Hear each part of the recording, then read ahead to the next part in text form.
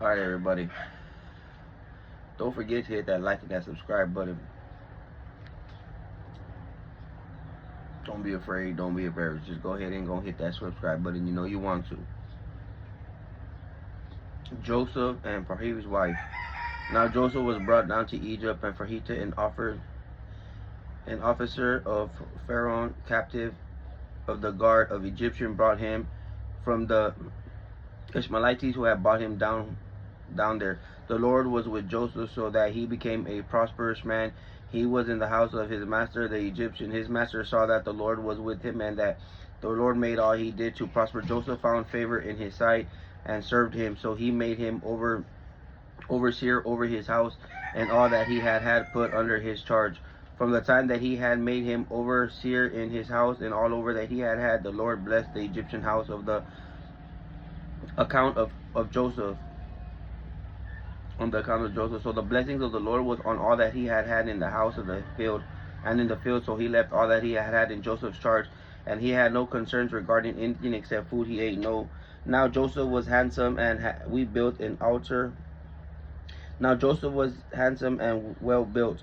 After a time, his master's wife took notice to Joseph and said, "Lie with me." But he refused and said, his master's wife, "My master does not concern himself with anything concerning me in the house, and he has committed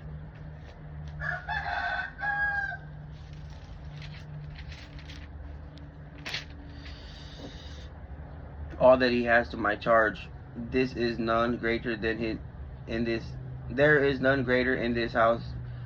He keep asking nothing but me, because you are his wife. Then can I do this great wickedness? How can I do this great wickedness and sin against God?" She spoke to Joseph every day, but he did not listen to her about lying with her or being with her. But it happened one day that Joseph went into the house to do his work, and none of the men in the house were there. She caught him by his clothing. "Lie with me." But he left his clothing in her hand and fled out again. When she saw that he had left his clothing in her hand and had fled outside, she called to the men of her house and spoke to them, saying, "See, he has brought in a Hebrew among us to humiliate us.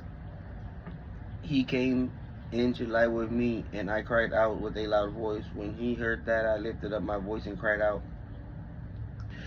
He left his clothing with me, fled, and got outside. She laid up his clothing next to her until his master came home. She spoke to him using these words, saying, 'The Hebrew servant who you have brought to us came into the house to mock me. When I lifted up my voice and cried out, he left his clothing with me and fled outside.'